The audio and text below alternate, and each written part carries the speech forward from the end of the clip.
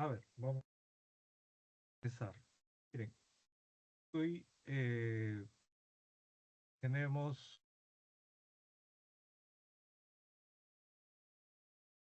la separata 10, ir exactamente entonces nuestra diapositiva.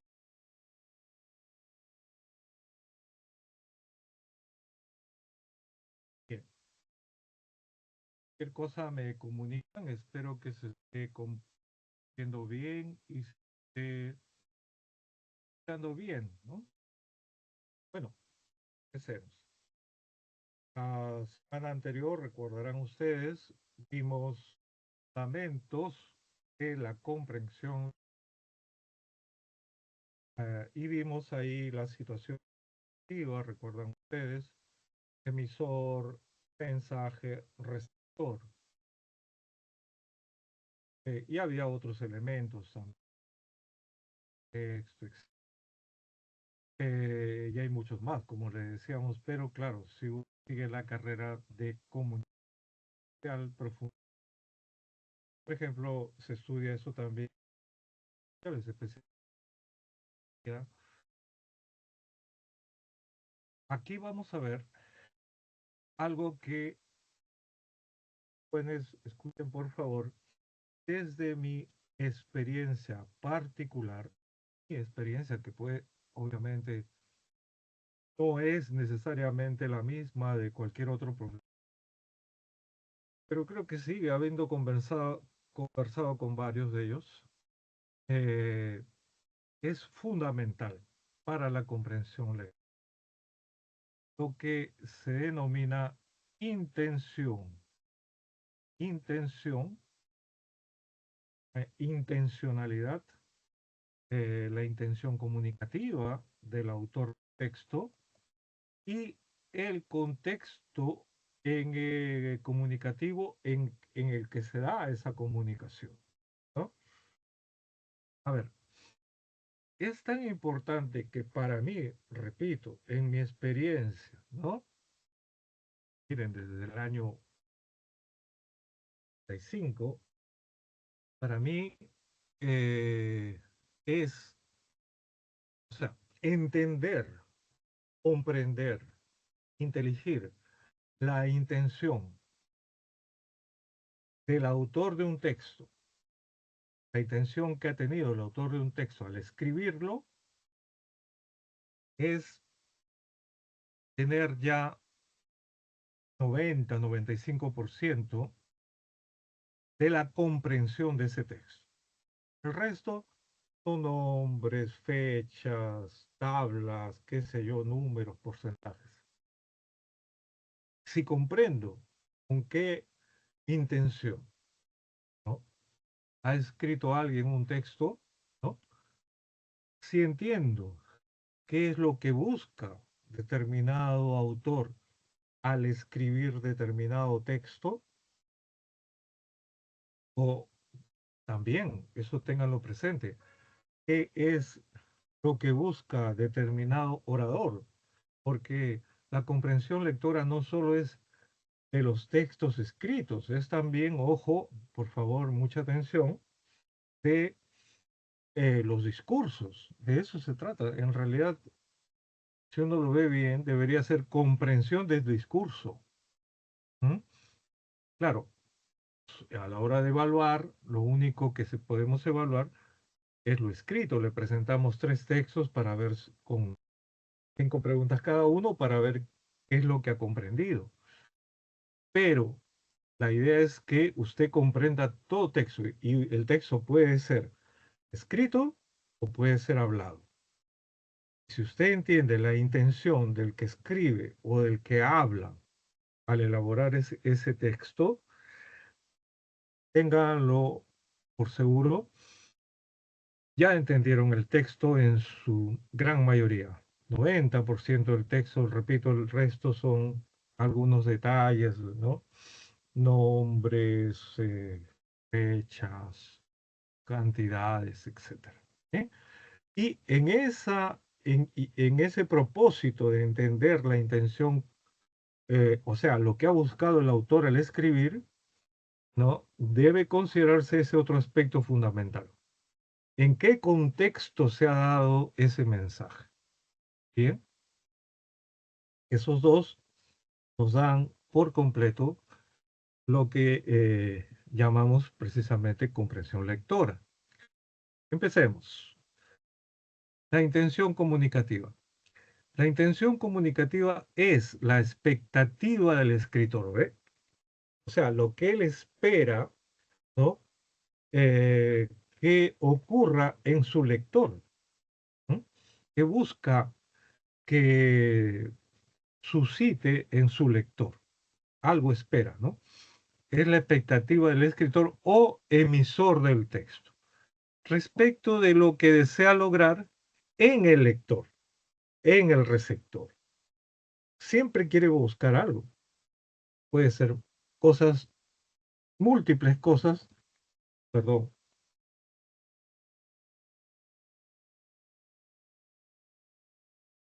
Perdón. Ahora se escucha.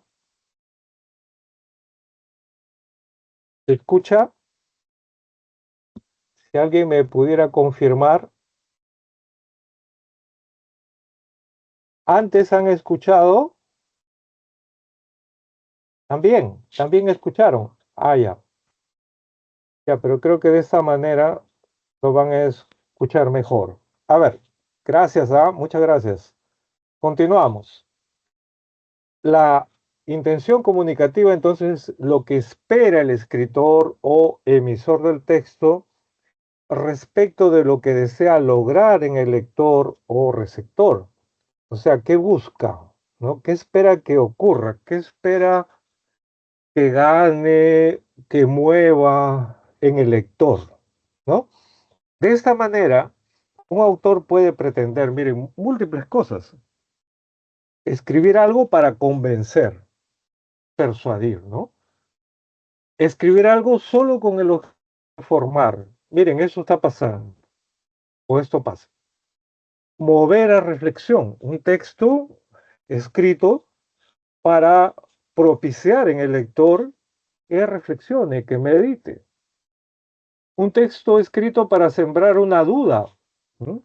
Para que el autor cuestione algo, empiece a dudar de algo, que salga de esa credulidad en la que se encuentra. ¿Me dejo entender? Sembrar una duda. Un texto puede ser escrito para sustentar una opinión, ¿no?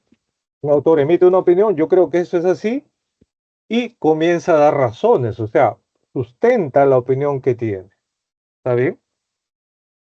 Puede también querer ofrecer un conjunto organizado de información, algo mucho más elaborado que informar, ¿no? Quiere dar un conjunto con varios elementos, entonces, que esté no suelto, sino bien organizado, distribuido de información.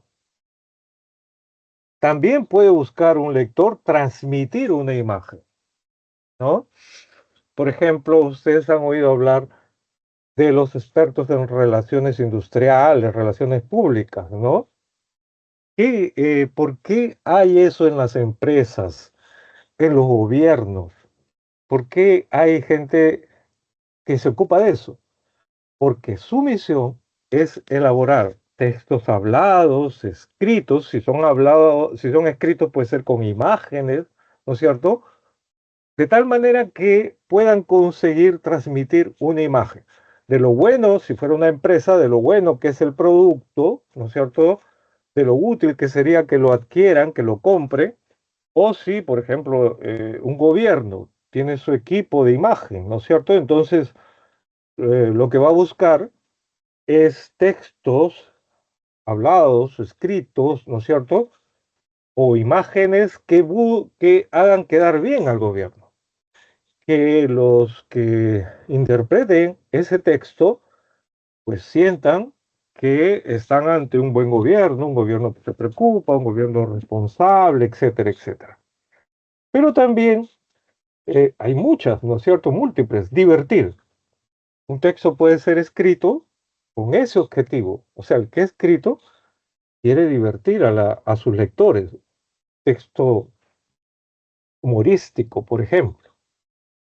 Etcétera. Como ven, son múltiples posibilidades. Puede ser un texto, y este es otro desde mi experiencia, que cuando yo veo estudiantes ya en la universidad que entienden eso, digo, este muchacho es inteligente, esta chica es inteligente. Un texto irónico, ¿m? Un texto sarcástico. Hay mucha gente que no entiende la ironía, ¿no? A ver, un texto en el que se burla de alguien y ese alguien cree que, al contrario, que lo está alabando. No sé si paso la idea, ¿sí? Eh, eh, eh, el autor ha usado la ironía entonces, está siendo irónico. Y eso, les digo la verdad, incluso a estudiantes universitarios e incluso a profesores universitarios he visto que se quedan así, ¿no? Como que no entienden cuándo es que un texto está escrito con esa intención irónica, sarcástica, ¿no es cierto? De burla finalmente, ¿no? Claro, hay un nivel, ¿no? La ironía es burla, el sarcasmo es burla cruel ya, ¿no es cierto? Muy bien, y podemos seguir, ¿no? Había así, hay tantos textos como intenciones humanas hay. Seguimos. Aquí algunos, ¿no?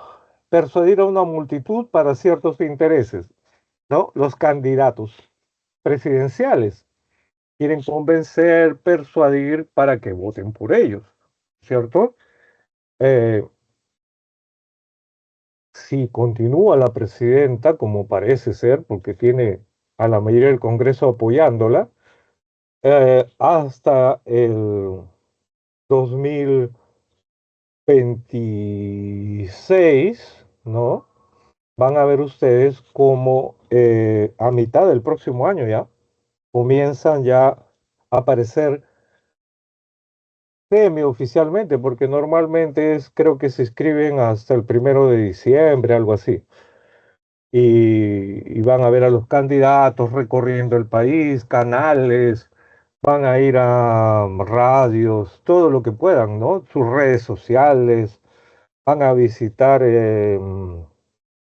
mercados, ya saben, todo lo que hacen, ¿no? Para convencer, para persuadir que voten por ellos, ¿no? También puede haber la intención de crear conciencia ambiental en las personas, ¿no?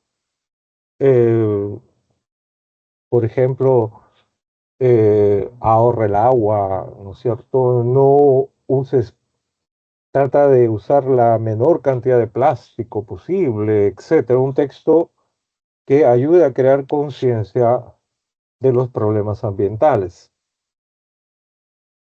Eso en cuanto a intención. Miren, repito, hay tantas intenciones comunicativas como intenciones puede imaginar tenga los seres humanos. El contexto ahora, ¿no? El contexto comunicativo. Importante tenerlo en cuenta. ¿Qué cosa es? El conjunto de factores que acompañan y condicionan el acto comunicativo, ¿no?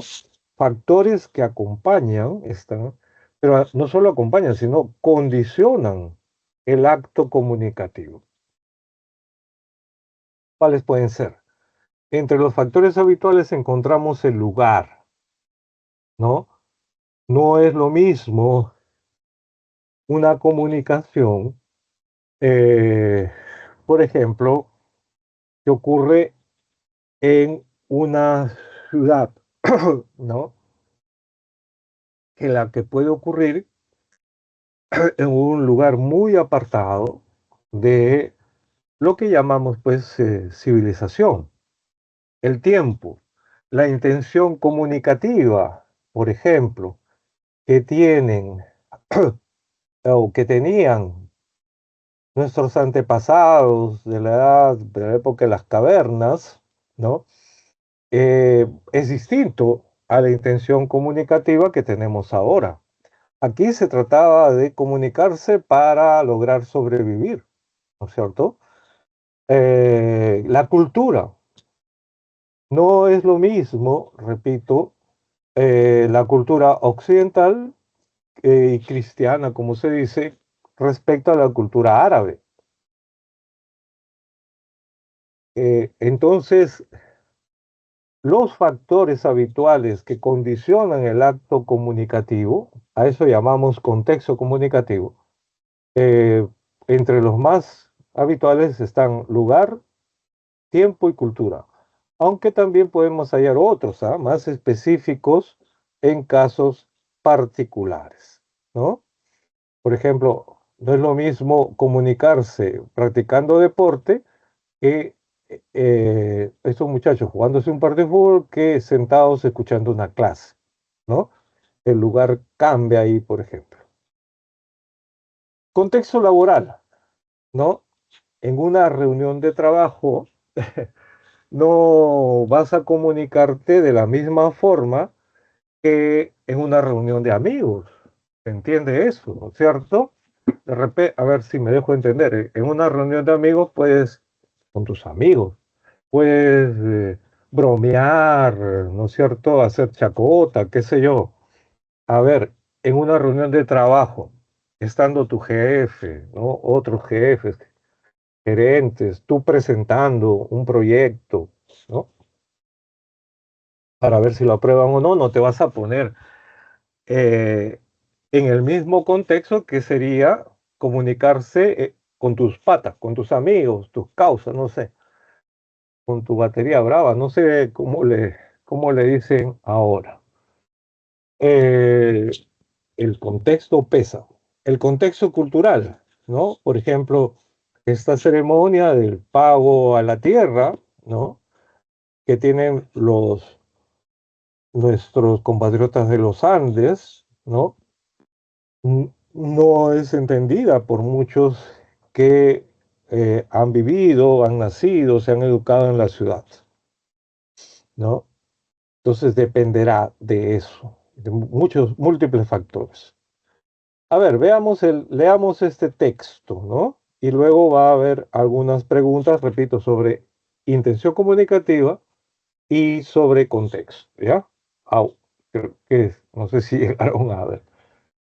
Veamos, el exceso en el consumo de bebidas gaseosas es dañino para la salud bucal de las personas, debido a que origina la aparición de caries, debilita el esmalte que cubre los dientes, produce hipersensibilidad de estos, de los dientes, y hasta podría provocar, en el peor de los casos, la pérdida de piezas dentales a causa del azúcar y los ácidos que contiene. Jim Romero, responsable de la estrategia sanitaria de salud bucal del Ministerio de Salud, MINSA, por sus iniciales, señaló que las gaseosas también, ¿no? Pueden provocar manchas intensas y oscuras en la dentadura, que son muy difíciles de eliminar con el cepillado diario o con recetas caseras. Este problema no solo afecta las superficies dentarias, sino que se extiende al sistema digestivo, perjudicando la salud y el aspecto físico de la persona. Por ello, limpie de forma correcta la dentadura para reducir los efectos de la gaseosa y eliminar los residuos que quedaron acumulados en las piezas dentales. Bien,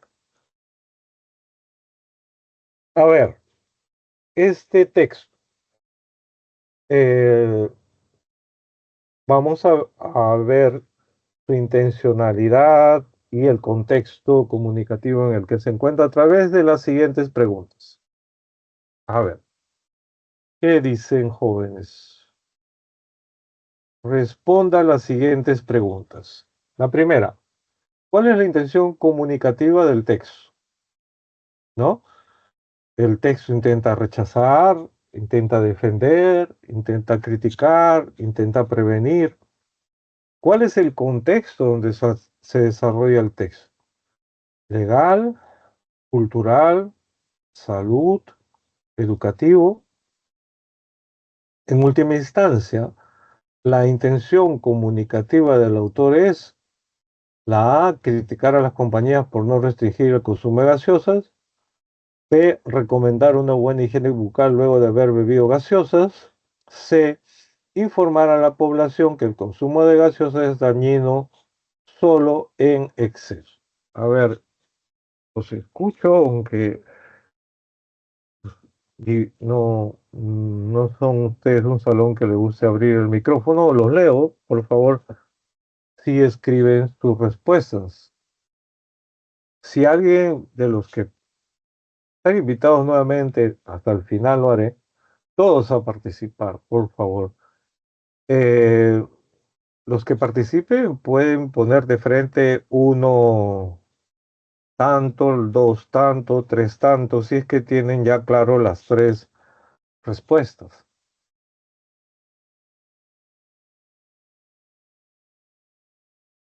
¿Ah? Va apareciendo.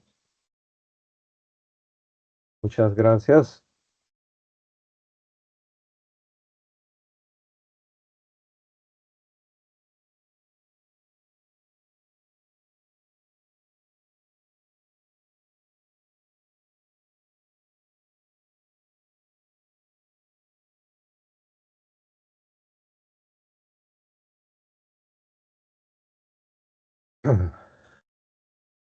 Mil disculpas, pero todavía estoy un poco mal con un resfriado, ¿no?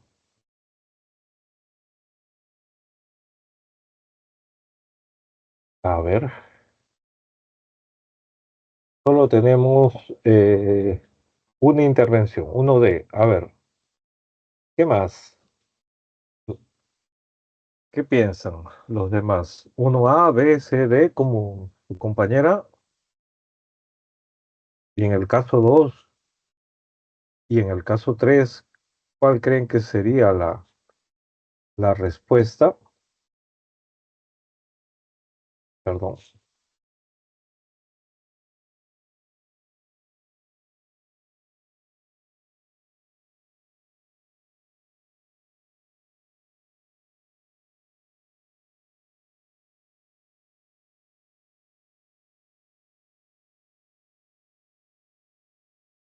A ver, nadie más se anima.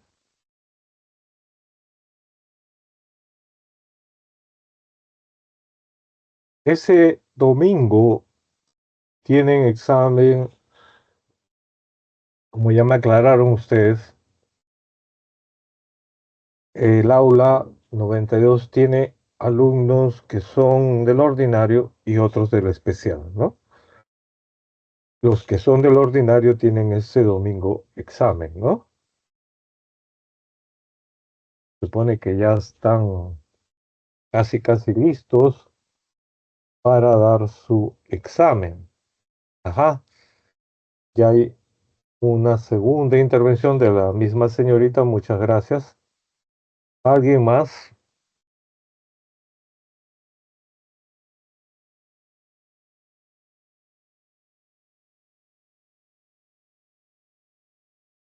A ver, esperemos,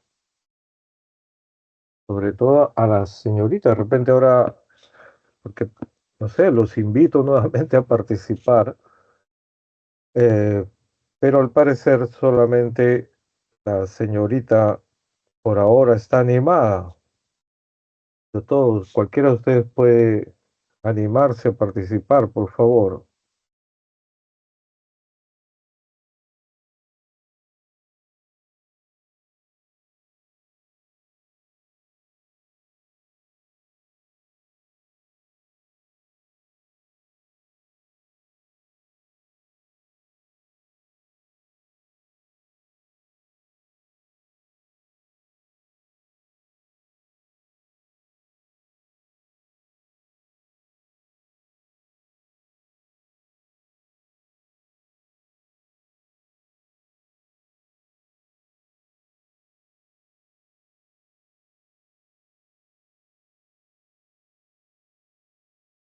Bien, bueno,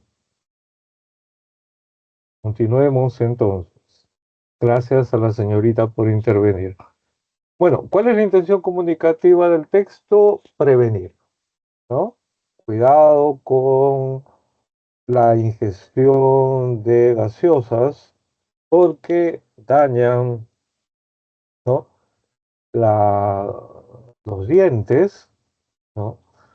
En primer lugar, los manchan con manchas que no se pueden sacar, los pueden deteriorar hasta el punto que se tengan que sacar los dientes, en fin, ¿no? D. ¿Cuál es el contexto donde se desarrolla el texto? Bueno, aquí se está hablando de salud, no hay otro contexto posible. En última instancia, la intención comunicativa del autor es precisamente recomendar, B, una buena higiene bucal luego de haber bebido gaseosas. Ojo, no es un texto en que, como estos que hay, muchos, ¿no? Que hay, no tome gaseosa porque sirven para lavar el water, ¿no? Para sacar. No, o sea, no está señalando eso, ¿no? Lo que está diciendo es que puede ser dañino para la salud bucal, de la higiene de los dientes, ¿no? Para eso, lo que finalmente, en última instancia, recomienda es una buena higiene bucal luego de haber bebido gaseosas. O sea, si usted va a beber gaseosas, por favor, realícese una buena higiene bucal. En ningún momento se está diciendo no tomen gaseosas. Bien. Eso, por ejemplo, es algo que es básico. No sé si se alcanza a entender.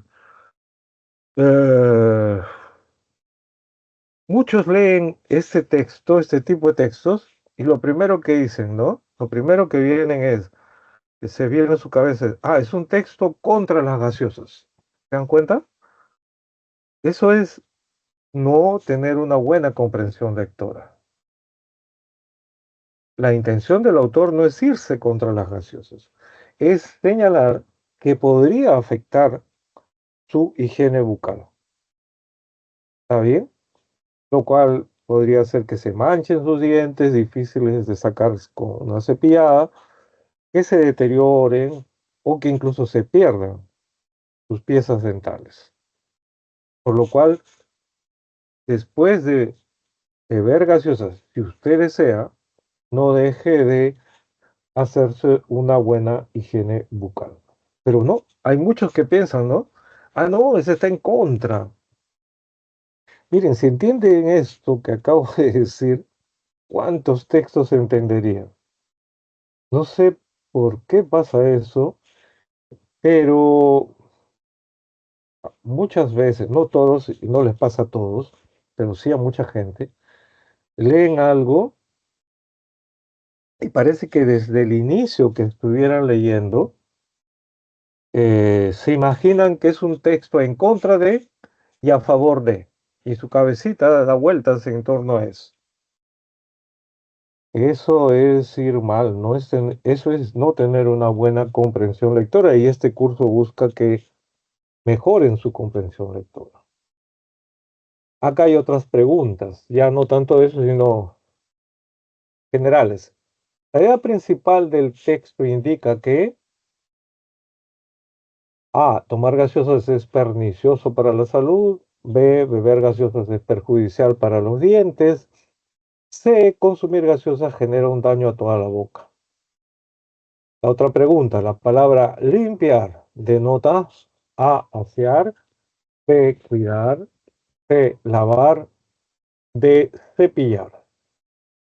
Y la última, se colige que el perjuicio al sistema digestivo conlleva a, alternativa A, predisponer al desarrollo de la obesidad, B, prevenir, eliminar el consumo de gaseosas, C, realizar ejercicios para mantener bien el cuerpo. A ver, ¿qué nos dicen de igual manera, por favor? Todos están nuevamente invitados a participar y lo pueden hacer, ¿no? Seguido nomás, uno tal, dos tal, tres tal.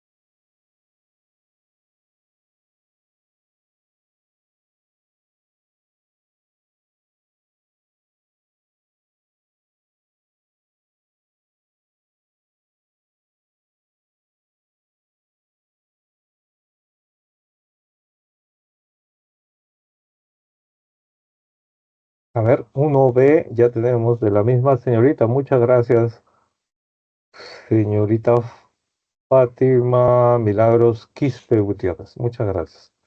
¿Alguien más, por favor? O la misma señorita que nos diga qué opina sobre la 2 y la 3.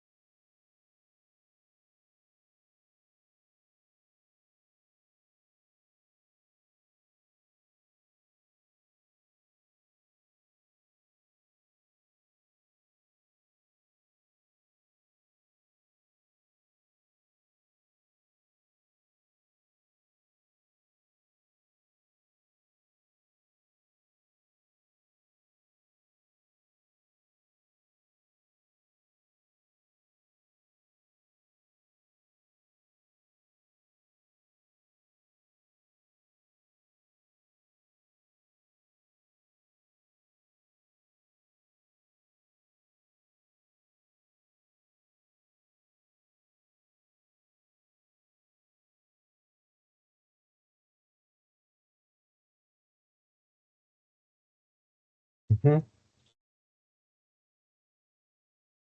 Gracias también a la señorita Ariana Alexandra Quispe Apolinario por haber intervenido. A ver, un minuto más para ver si se animan con las otras dos preguntas.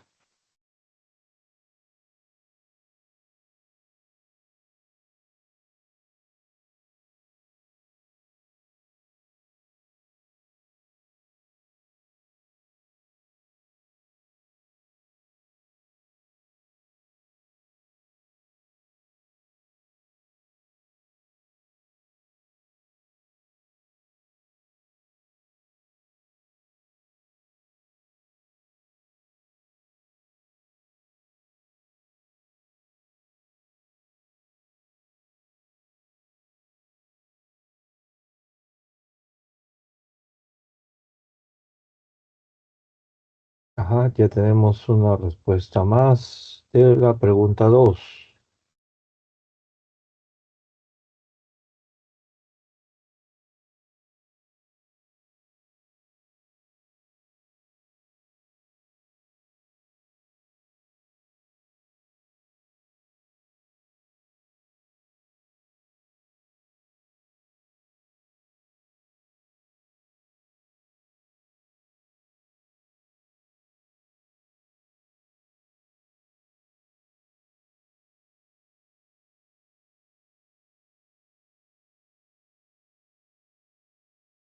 Bien, gracias por haber participado. Vamos a las respuestas.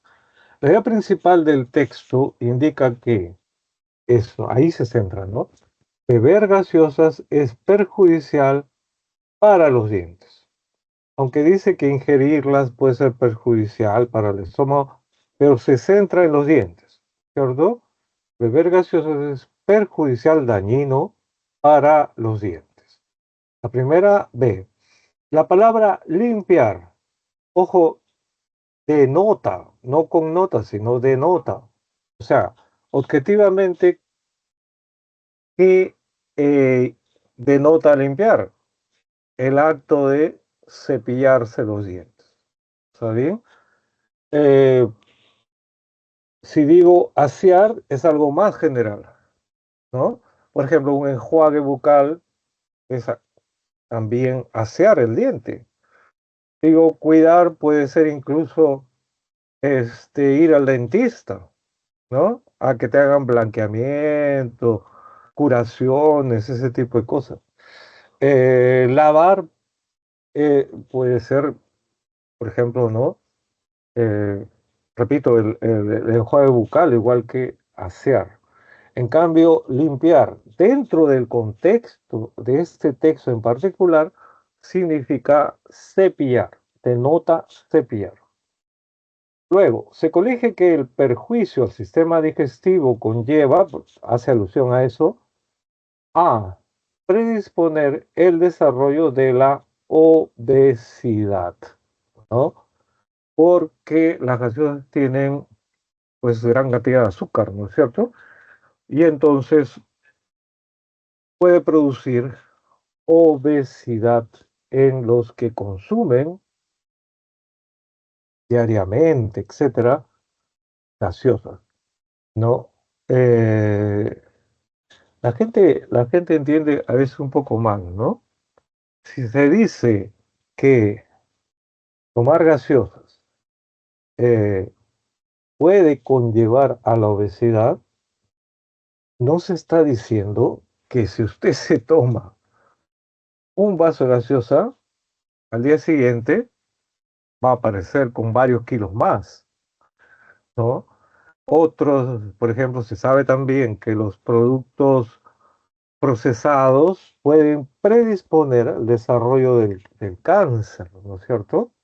Por ejemplo, se dice que salchichas, morcilla, todas esas cuestiones, ¿no? Pues pueden predisponer a eso. Pero en ambos casos se habla del consumo frecuente. ¿Me dejo entender? Si usted lo hace frecuentemente, si todos los días consume ese tipo de cosas, hay estudios que señalan que podría predisponerlo a adquirir un cáncer. Pero si usted, digamos, no es de consumir eso y mañana se le antoja, ¿no? Desayunar, ¿no? Un pan con hot dog como parte de su desayuno, eso no le va a causar cáncer, ¿me dejo de entender? Entonces, aquí el perjuicio al sistema digestivo puede, si es algo, ¿no es cierto?, frecuente, conllevar a predisponer al desarrollo de la obesidad. Muy bien, terminamos nuestra separata, perdón, diapositiva. Vamos a subir nuestra separata. Bien, bien. Pregunta, ¿todos están viendo la separata? Sí, no hay problema. Entonces, respecto, bien, muchas gracias. Respecto a ver la separata, ¿no es cierto? Perfecto. Eh, un ratito nomás para poder hacer nuestra captura de pantalla, que parece que no está saliendo. A ver, quiero comprobar, disculpen ustedes. Ah, lo que pasa que, bueno, ya cuando trabajen van a van a saber lo que significa burocracia, ¿no? Y van a entender un poco esto que llamamos burocracia, ¿no? Bien, muy bien. Sí, sí, sí llegó a salir. Comenzamos entonces. Habilidad verbal, semana 10, fundamentos de la comprensión lectora 2. La semana anterior vimos fundamentos de la comprensión lectora 1, vimos la situación comunicativa, emisor, mensaje, ¿no es cierto?, receptor. Ahora, una parte importante, vital según mi punto de vista, es comprender la intención comunicativa, o sea, con qué intención el autor ha escrito ese texto o con qué intención emite un discurso, ¿no? Y el contexto, ¿no? ¿Dónde, en qué lugar, tiempo, cultura se da ese mensaje, ¿no? Sección A, bueno, esto ya no lo hacemos, ya lo hemos visto en las diapositivas. Vamos a la actividad. Determine la intención comunicativa del autor de cada texto. Texto A. De acuerdo a datos difundidos por el Ministerio de Salud del Perú, existe una mayor presencia de casos positivos de la viruela del mono en personas homosexuales. Esto ha dado pie a que se difunda información errónea acerca de la forma de transmisión de esta infección, o sea, de la viruela del mono. Estas últimas semanas en redes sociales ha estado circulando la versión de un presunto médico que afirma que esta enfermedad, repito, la viruela del mono, está presente, miren, únicamente en gays, únicamente. Continúa, si bien es cierto, existe mayor incidencia de esta dolencia en tal grupo, o sea, en el grupo de personas homosexuales, eso no significa que sea una enfermedad exclusivamente de hombres que comparten relaciones sexuales con otros hombres. Tampoco indica que esas personas, o sea, las que tengan viruela del mono, sean considerados un factor de riesgo en la población. Infobae, de donde se ha sacado esta información, conversó con especialistas en infectología y salud pública, quienes explicaron que cualquier persona puede contagiarse de esta enfermedad sin importar su orientación sexual. Bien, entonces, ¿cuál sería la intención comunicativa con que el autor de este texto lo ha escrito? ¿Pueden decirlo en pocas palabras, por favor? Lo escriben ahí. O también abran su micrófono y me dicen, la intención del autor es tal en este texto A.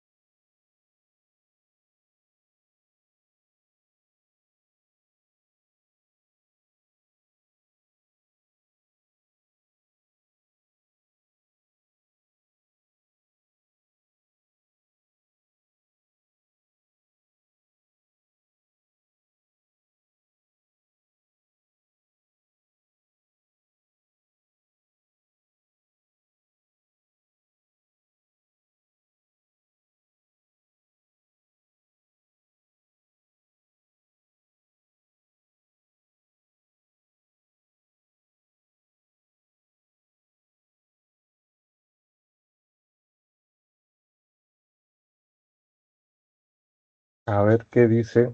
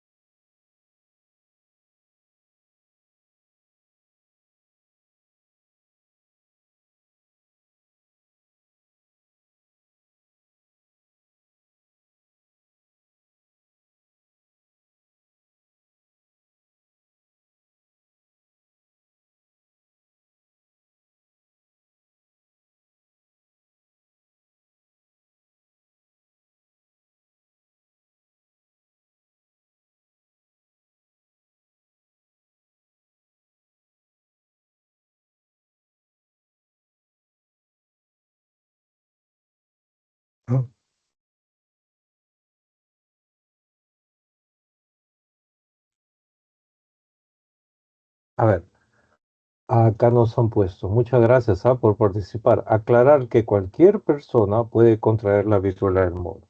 Perfecto. Solamente agregar, porque toma gran parte del texto, ¿no?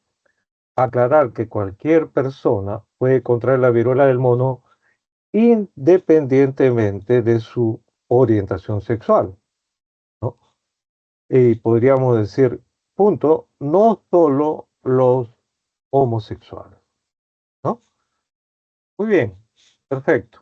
Muchas gracias, más bien a la señorita Milagros Priscila Jurado Zúñiga por participar. Gracias. Vamos ahora al texto B.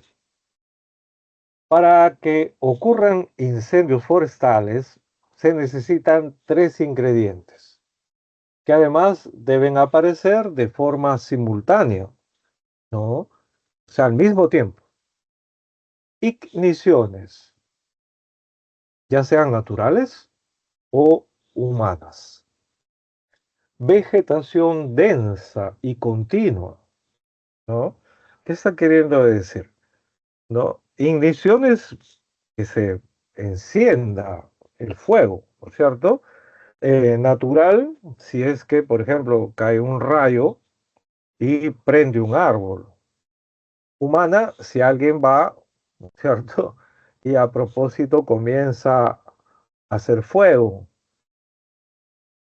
Vegetación densa y continua, si es uno o dos árboles, ellos se van a prender y más allá a 50, 100 metros hay otros tres y más allá. Entonces, no va a haber un incendio forestal. Se va a acabar en estos primeros nada más. O sea, tiene que ser densa, varios árboles juntos, y continua, porque eso es precisamente el combustible que va a hacer que el incendio corra. Y sequía, o sea, que no llueva, que no haya grandes lluvias, porque las lluvias apagarían, ¿no?, ese incendio forestal.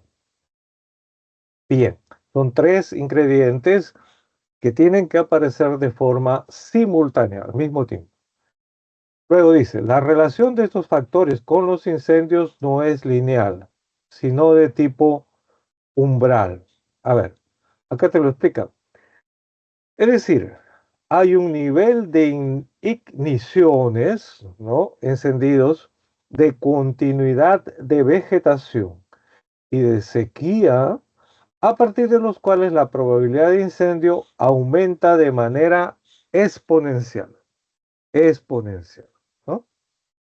Cuando se superan los tres umbrales, se genera, en ese caso, mega incendios, o sea, incendios inmensos, grandes, que obviamente son de difícil control.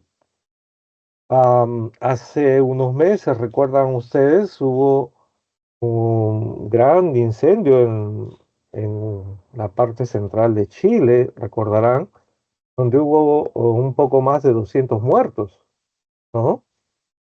Entonces no es una cosa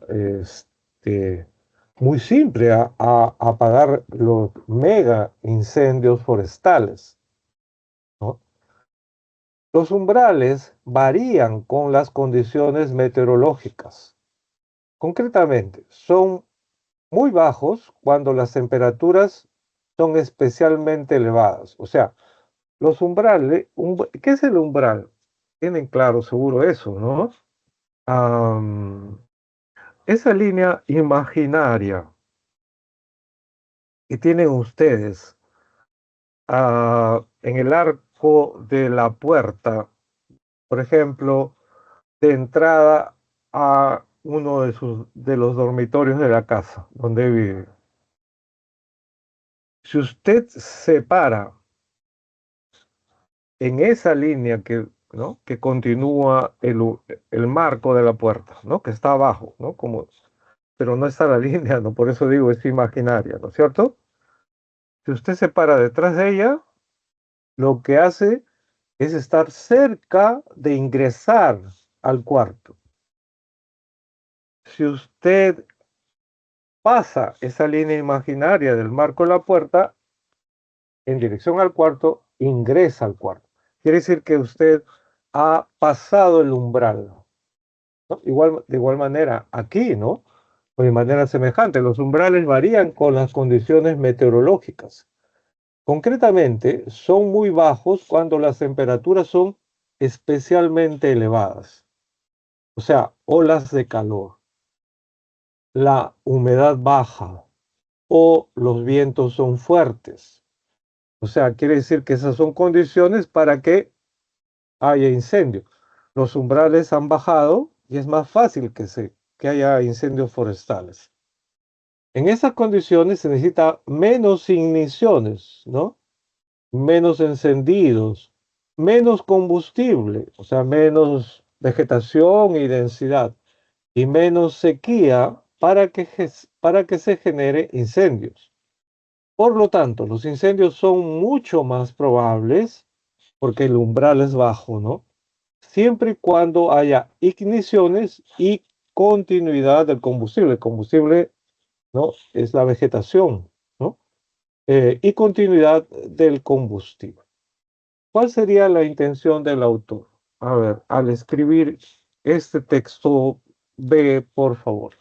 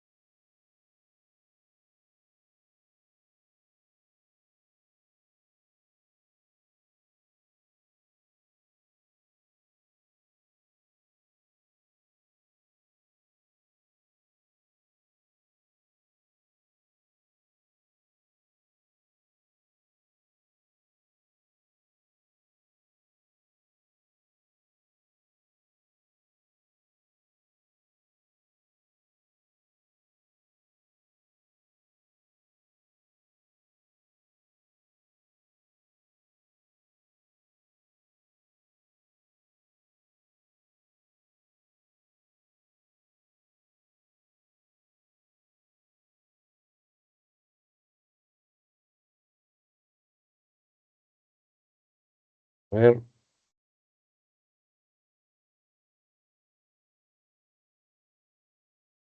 nadie se anima.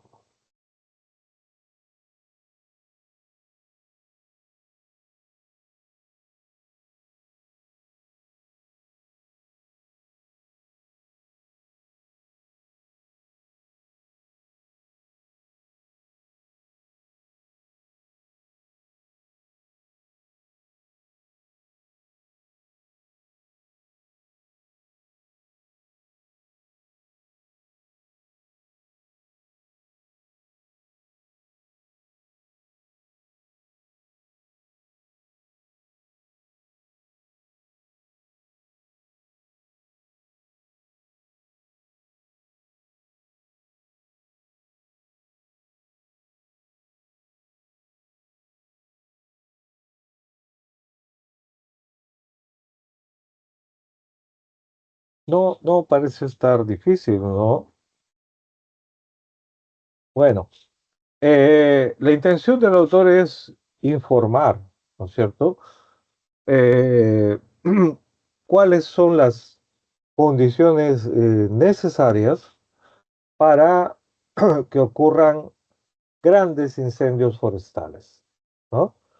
Son tres que deben ocurrir simultáneamente, ¿no es cierto? Eh, Eso es, no es otra cosa que eso. Básicamente eso es lo que él busca. No, no está escrito, por ejemplo, para que, por ejemplo, ¿no? De aquí se deduzca que tienen que hacer los que viven en zonas boscosas su mochila, ¿cómo le llaman? Su mochila salvadora, ¿no? Por un posible catástrofe. Que vayan juntando cosas, que desalojen sus casas, no, no, ese no es el sentido. Es solamente explicar cuáles son las condiciones, ¿no? ¿Qué cosas tiene que ocurrir para que tengamos un mega incendio, ¿no? Forestal. Bien, el domingo es el examen y entonces nuevamente el jefe de curso nos insiste. Por favor, dejen que los alumnos intenten. Pero esto también depende de ustedes, ¿no? Yo cumplo con poner ahora entonces o dar unos minutos para que puedan comenzar a desarrollar el texto de comprensión lectora, que es un texto lineal, clásico, ¿no? Canónico, con sus 5 preguntas. Y el texto uno de la sección B es un texto mixto, ¿no es cierto? Un texto con imagen. Miren, una parte lineal y otra parte tiene esta imagen, ¿no? Con sus 5 preguntas, ¿ya? Hasta ahí entonces. Por favor, esos dos textos, pongamos unos 15 minutos, a ver, o 12 ya, para que puedan trabajar. Cualquier pregunta, por favor, eh, la hacen ya sea abriendo su micrófono o escribiendo, ¿no? A ver.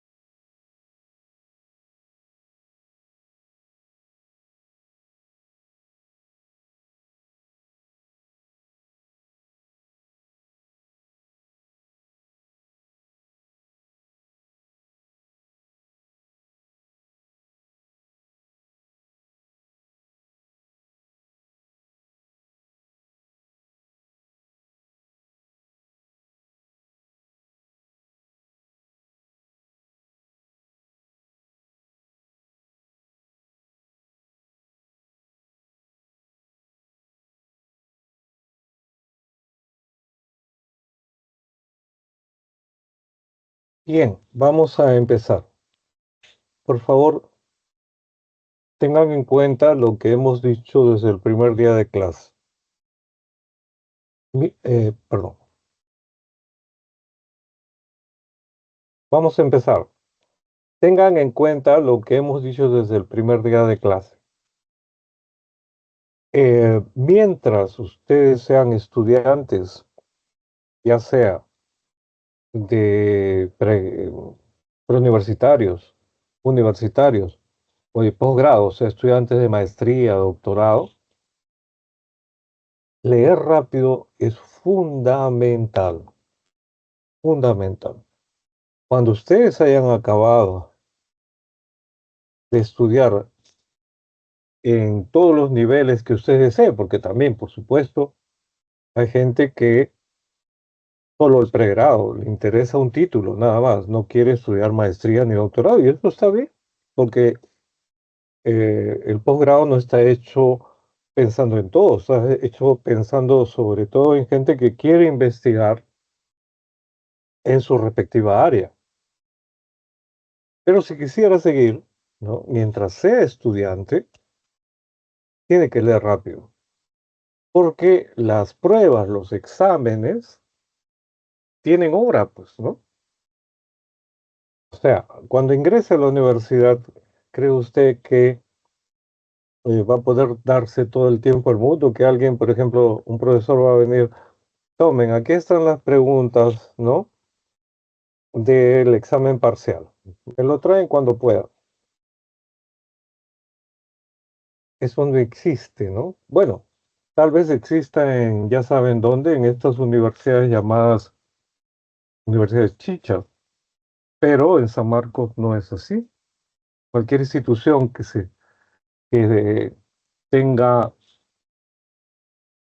bien puesto el nombre de universidad no va a hacer eso. Entonces, por favor, hay que leer rápido, hay que acostumbrarse mientras uno sea estudiante. Cuando uno ya no es estudiante, ahí sí usted puede leer lo que quiera, cuando quiera, tomarse el tiempo que usted quiera. No hay problema, ¿ya? Ahora, espero que en esos 15 minutos hayan podido leer ambos textos. De repente, no han podido responder todas las preguntas, pero haber leído ambos textos, ¿no? Es un tiempo suficiente, un tiempo prudencial.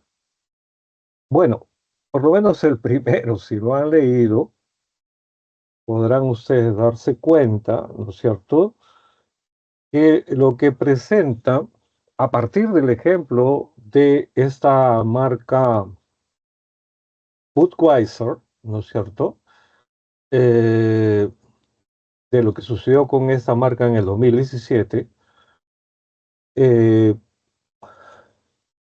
nos presenta cómo las empresas, las grandes empresas norteamericanas, tienen miedo, ¿no es cierto? Tienen temor a hacer, acá, fíjense, siempre lean la referencia, por favor, esa referencia al pie del texto. El comercio, 7 de marzo de 2017. La cultura del boicot. Tienen miedo a ser boicoteadas, ¿no? Dice acá, la cultura del boicot es un reto para el manejo de las marcas. A partir de la actitud de Budweiser, ¿no?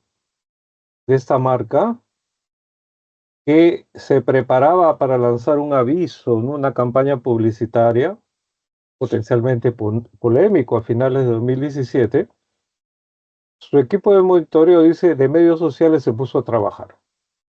El anuncio tocaba el candente tema, miren, de la inmigración.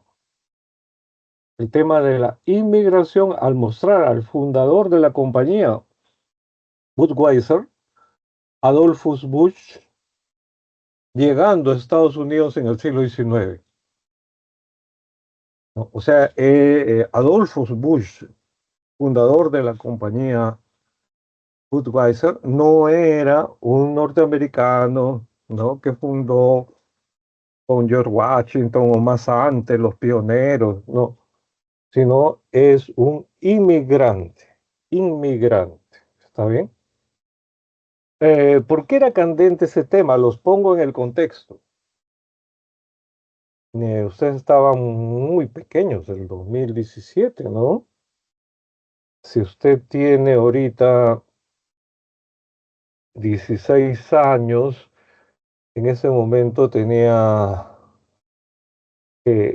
11 años, más o menos, ¿no? Esos temas no le interesaban, seguro. Entonces, ¿qué pasaba? Que en la elección que hubo entre, ¿no? Eh,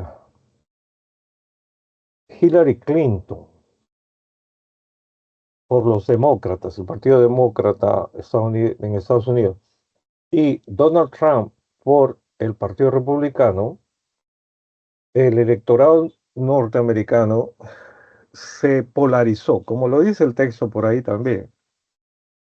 O sea, por un lado los republicanos que tenían como base electoral, ¿no? A la gente del interior del país, a los farmers, o sea, a los eh, que trabajan en el campo, y a todos estos movimientos supremacistas blancos, ¿no? Como su nombre lo indica, son movimientos que están en contra de los inmigrantes. En general, claro, en particular los latinoamericanos, pero en general no quieren que entre más gente a Estados Unidos, ¿no es cierto? Bueno, su candidato era Donald Trump, ¿no? Y Clinton, ¿no? Hillary Clinton, la esposa, no el que fue presidente, representaba a los demócratas y una manera de ver propiamente, digamos, liberal, ¿no? Jóvenes, hay una cantidad de temas que un liberalismo de verdad, no el que hay acá, ¿no? Lo toma como suyo. Por ejemplo, todo lo que tiene que ver con el reconocimiento del movimiento LGTB, ¿no? Y Q+, es una bandera de lucha de los liberales demócratas norteamericanos. Acá en el Perú, como los, entre comillas, liberales, que son en el fondo conservadores, cucufatos, mojigatos, eh, ¿no? ¿Quiénes han tomado esa bandera? La izquierda. A la izquierda no le corresponde eso, porque la lucha de la izquierda es por la justicia social y económica, no es por el reconocimiento de minorías. Pero como nadie los apoya en la derecha, entonces acá entre nosotros ocurre lo contrario que ocurre en Estados Unidos, ¿no?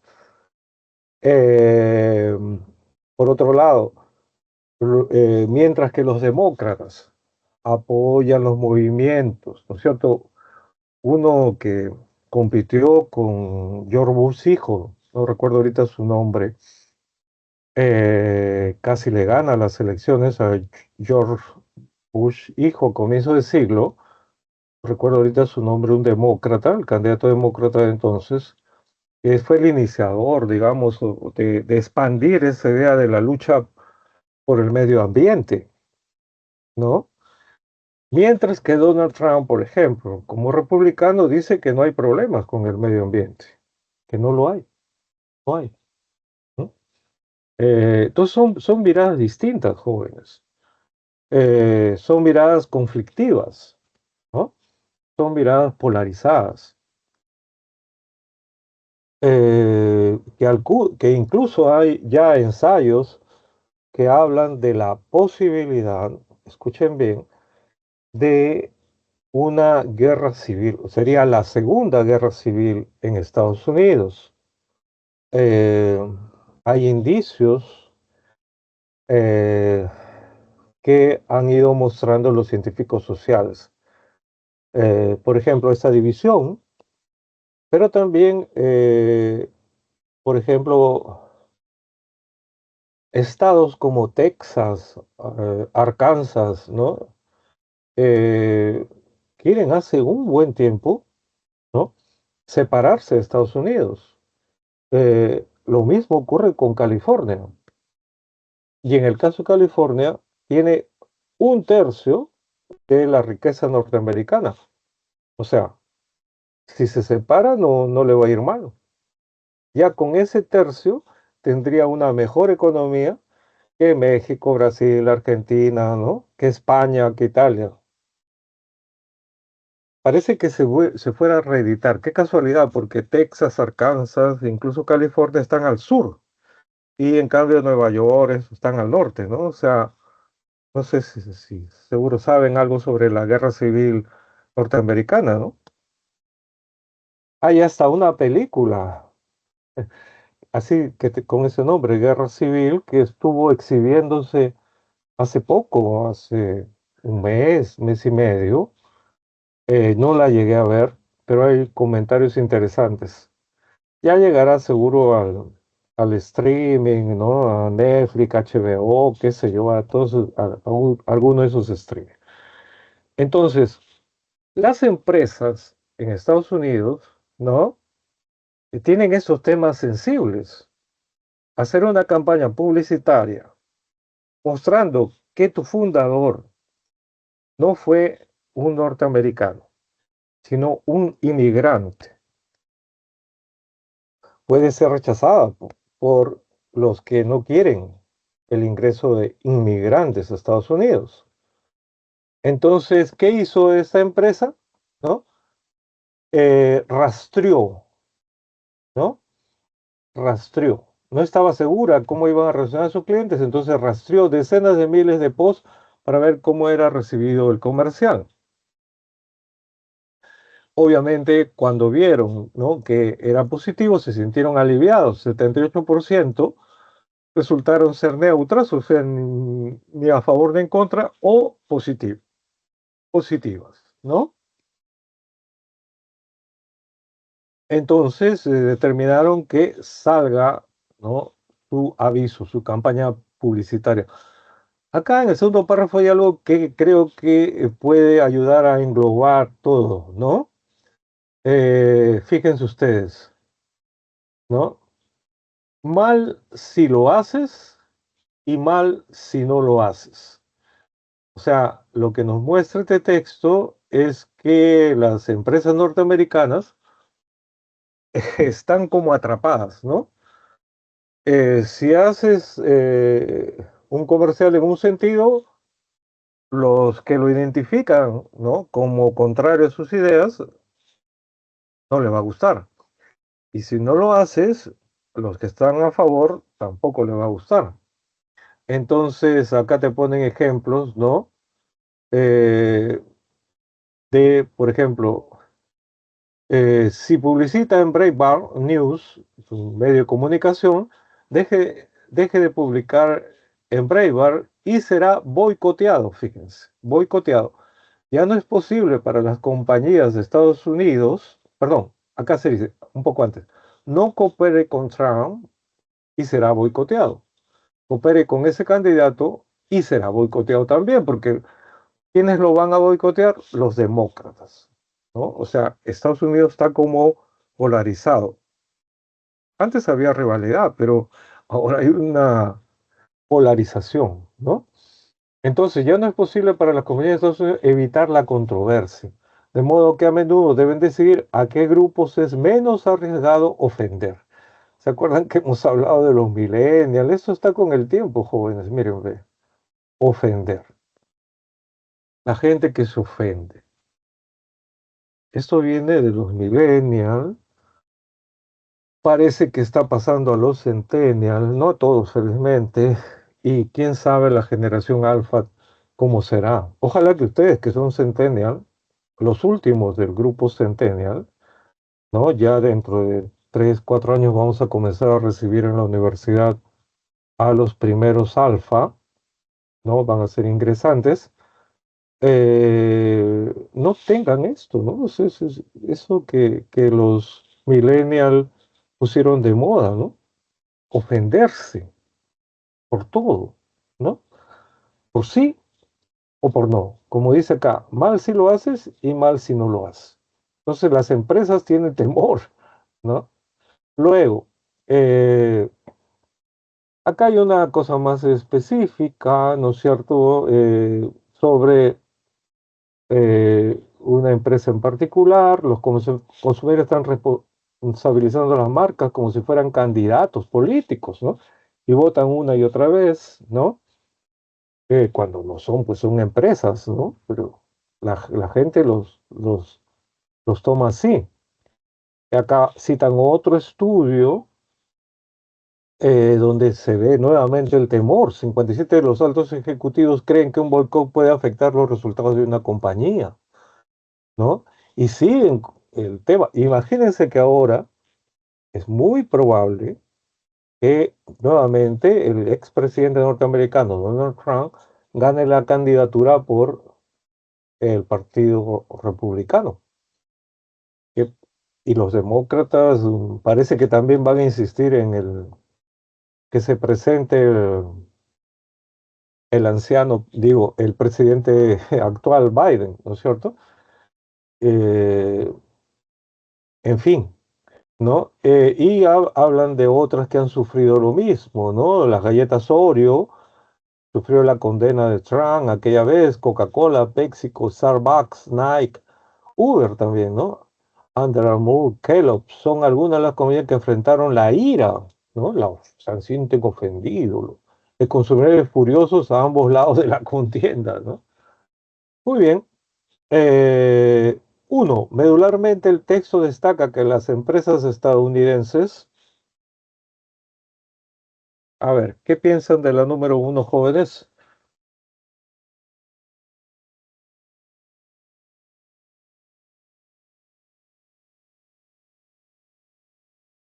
¿Cuál podría ser?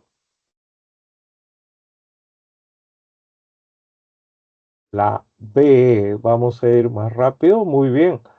Se sienten amenazadas constantemente por la posibilidad de ser boicoteadas, ¿no?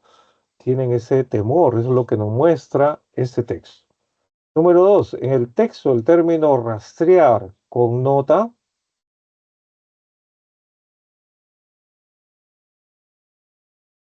Sí, perfecto, muchas gracias. Análisis. Ellos que rastreaban a sus consumidores, o sea, analizaron cómo responderían positivo o negativamente a esta campaña que hablaba de su fundador, que había sido un inmigrante. O sea, querían analizar. Tres, del caso Budweiser. Es falso sostener, es incompatible sostener que los directivos de esta compañía,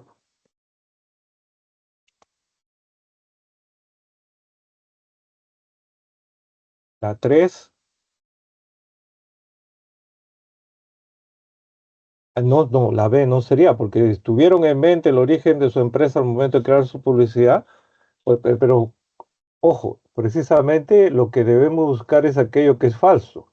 Es la vez, sí es verdadero, tuvieron en cuenta a su fundador.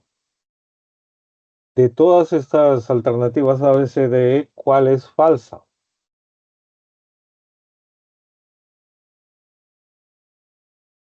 La D, ¿no? Es falso que los directivos de Budweiser desdeñaron, o sea, despreciaron, no les importó la opinión que tienen los consumidores en relación con su marca, al contrario, por eso hicieron estos estudios, ¿no? Para ver cómo reaccionaban. Cuatro, de las posibles reacciones que han manifestado algunas empresas estadounidenses, es válido inferir que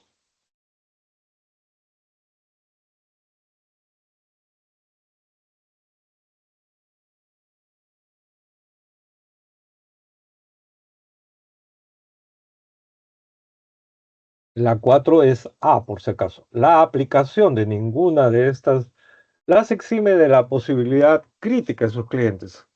Si lo haces, mal. Si no lo haces, también, ¿no? Cinco, si las marcas de galletas Oreo hubieran respaldado abiertamente la campaña presidencial de Donald Trump, ¿le hubiera ido bien? No, ¿no es cierto? aún se habría visto amenazada por un posible complot de sus clientes. Los republicanos no lo boicotearían, pero los que votan por el Partido Demócrata sí. A ver, disculpen un momentito, les doy un par de minutos a ver para que sigan leyendo los que no terminaron el texto uno. Un momento, por favor.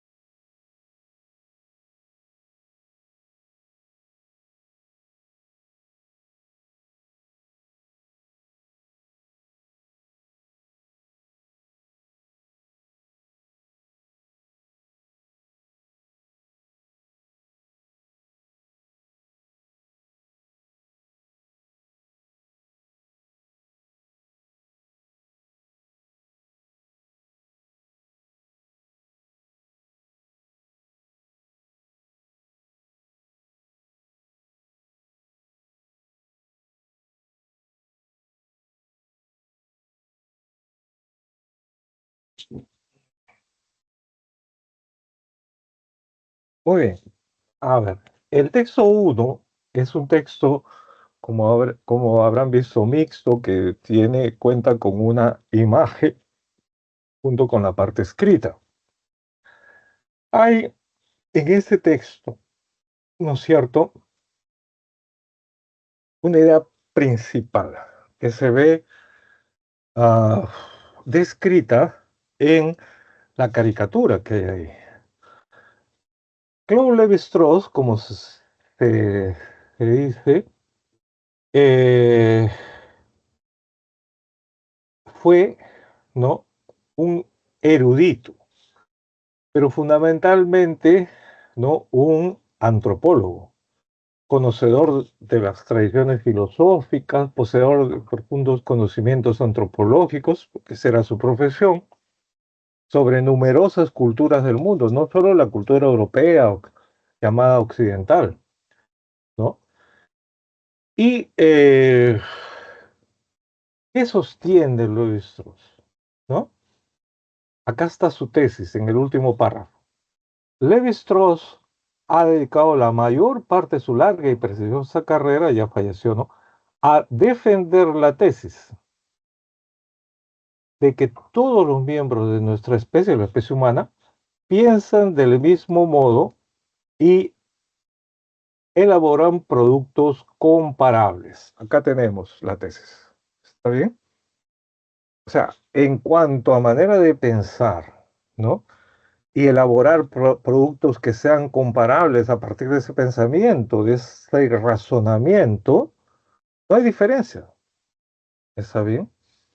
O sea, esto está contra la creencia de que la mente occidental es superior a la mente latinoamericana, africana, asiática, ¿no? O que, pues, la razón occidental es superior a la razón precolombina, africana, ¿no?, o asiática.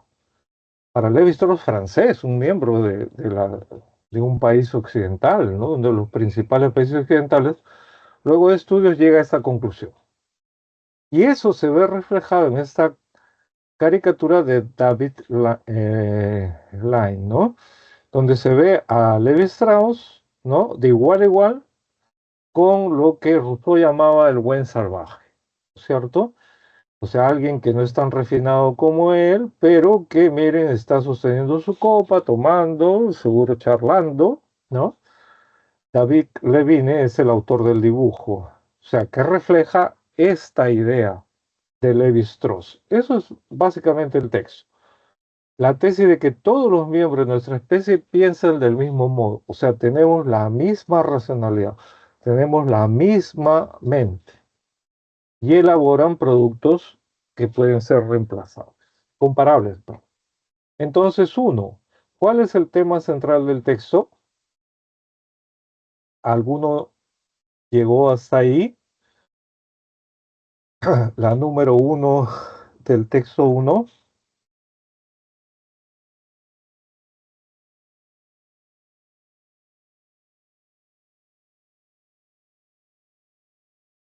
¿Alguno llegó hasta ahí, jóvenes?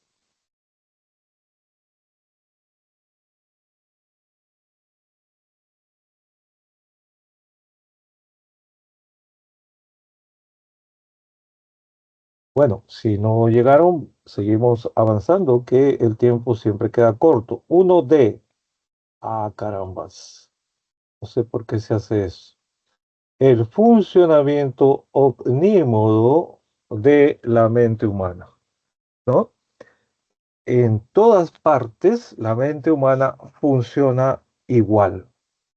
Eso es la tesis principal del gran antropólogo francés, no, Claude Lévi-Strauss. Dos, en el texto, el antónimo contextual del término defender dice que él defiende esa tesis. ¿Cuál sería el antónimo? O sea, el opuesto. Eso creo que es fácil, incluso sin leer el texto, ¿no es cierto? ¿Cuál sería? Lo contrario a defender, sustentar, sería refutar, ¿no es cierto? Rechazar, refutar esa tesis. Muy bien, 2b. 3. Se puede afirmar que en la caricatura de David Levine, ¿no? Eh, ¿Cuál de estas se podría afirmar? Según la tesis esta de Levi-Strauss, la mente humana es igual en toda la especie. Claro, uno está vestido con lentes, elegante interno, qué sé yo. Y el otro prácticamente pues desnudo, ¿no?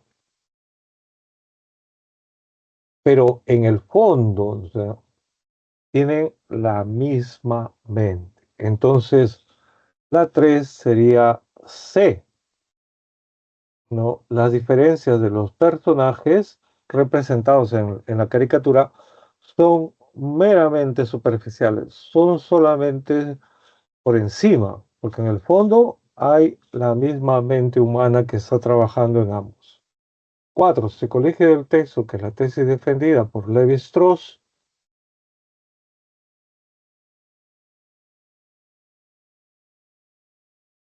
si es la misma mente, si es la misma racionalidad. ¿Hay varias mentes? ¿Hay varias razones? No, ¿no es cierto?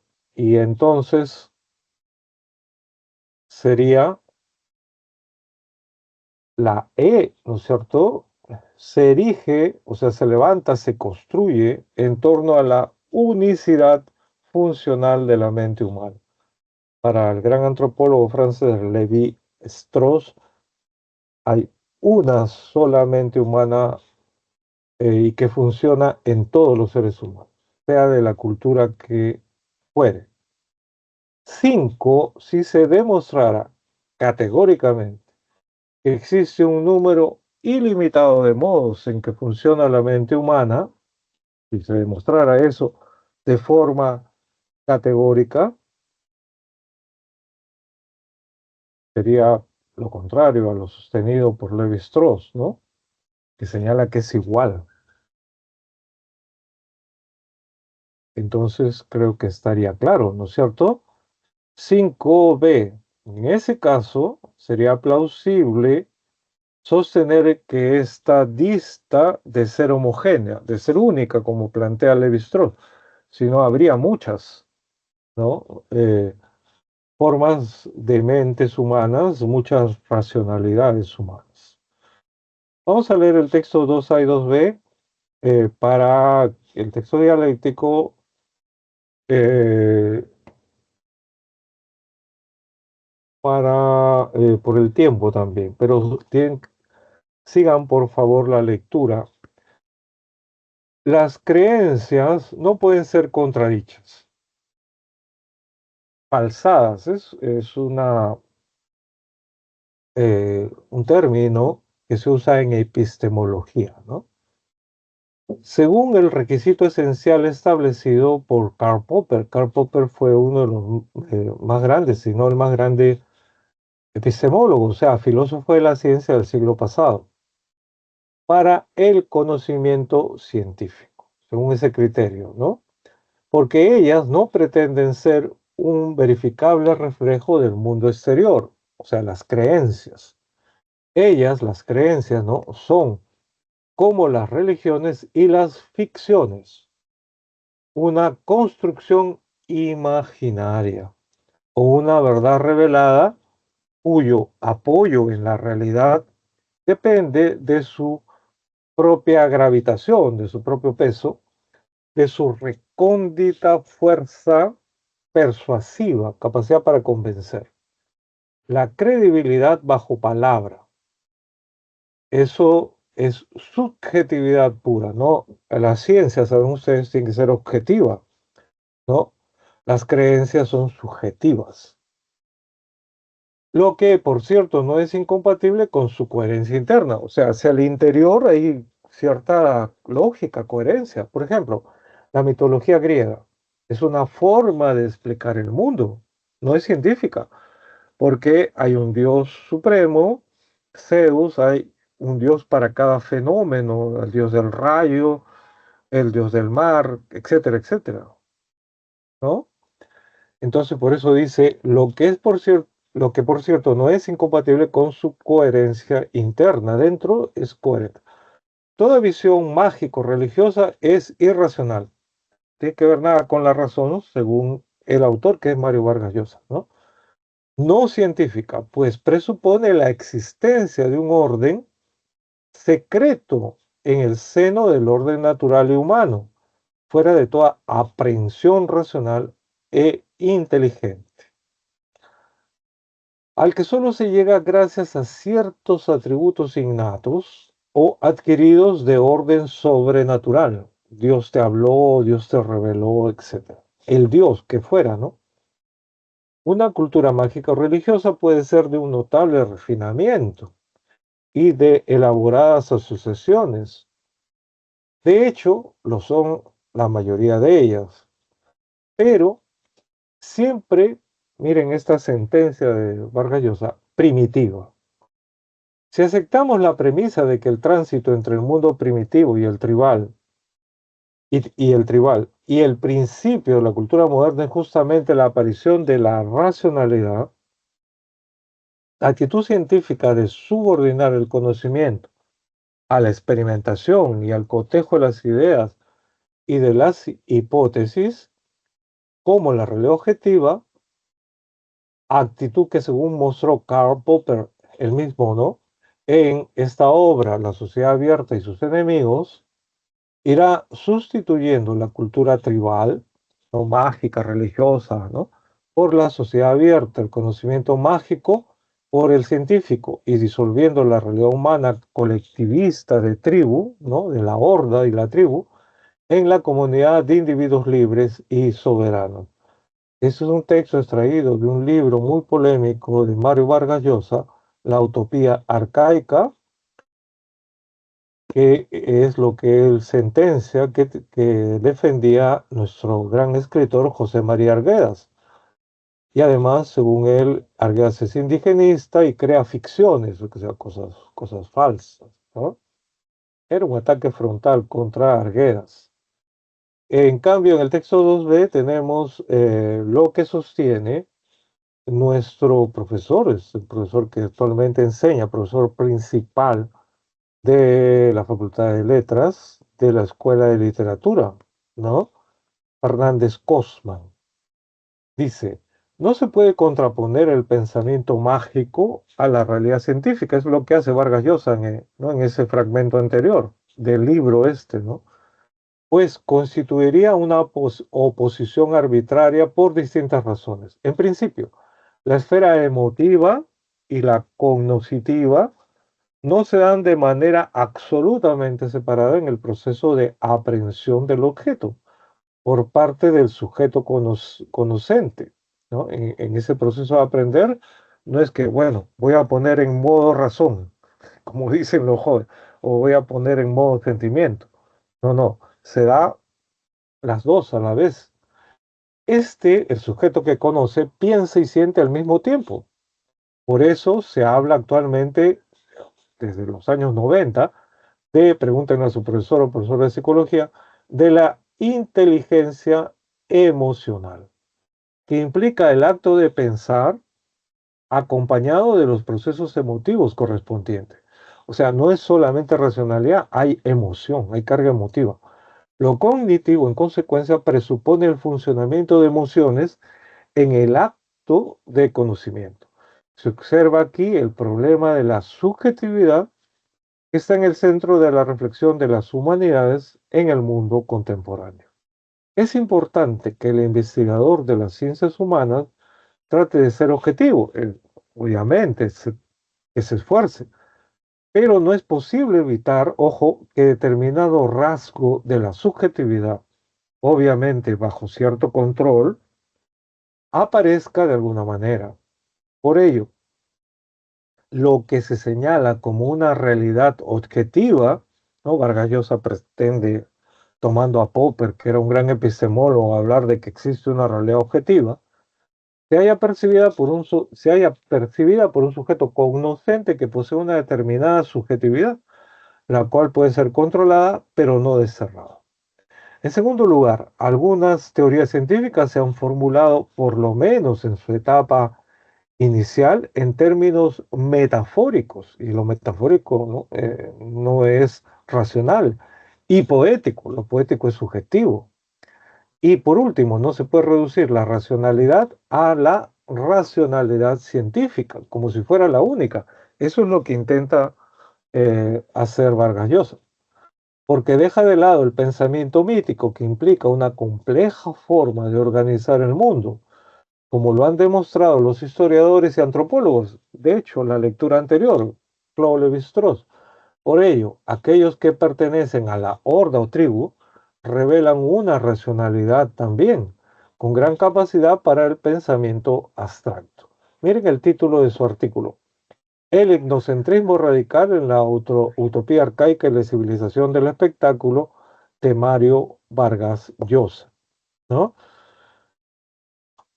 O sea, hay una discusión entonces sobre este punto.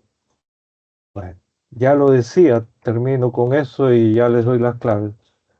No sé si han oído hablar de la gran historiadora peruana, aunque no nació acá, pero hizo toda su vida y su carrera, aquí, María Rostorowski, ¿no? En una entrevista que pueden encontrar en Facebook, busque María Rostorowski sobre Vargas Llosa. Lo dice claramente, ¿no? Que Vargas Llosa es un gran novelista, conoce la técnica novelística, no se puede negar, pero entender al Perú no lo he entendido. El que sí ha entendido el Perú profundo es José María Arguedas, ¿no? Eh, Uno, en ambos textos la discusión gira en torno a, le doy las claves, B de bote. Dos, en el texto A, la palabra recóndita connota C de casa. Tres, resulta incongruente, o sea, incompatible con la argumentación del texto B, sostener que B, B de bote. 4. De acuerdo con el texto A, hay una disociación entre pensamiento tribal y C, libertad. Libertad.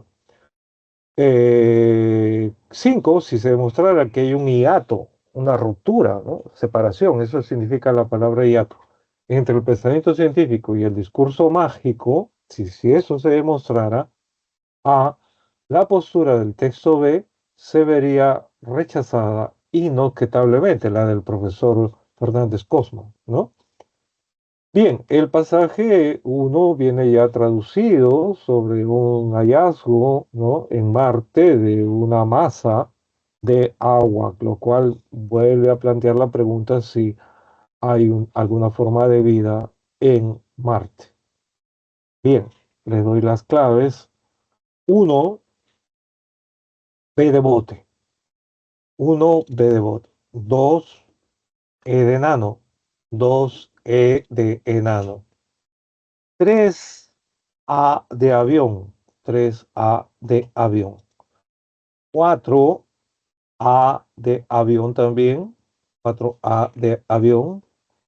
Y cinco, bien, deseándoles que salgan bien en su examen. Como saben, soy creyente, estaré orando para que eso suceda.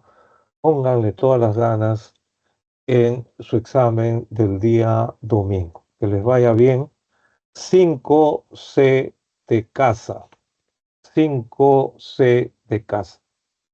Cuídense, jóvenes, mis mejores deseos, tranquilos, les di varios consejos, ¿no? Relajados, no estudien a última hora, vean que coman y descansen antes del examen, ¿no? Algo que puedan digerir, lleguen descansados, relajados, que les vaya bien en su segundo examen. Cuídense mucho, ha sido un gusto, nos estamos viendo. Muchas gracias por su atención.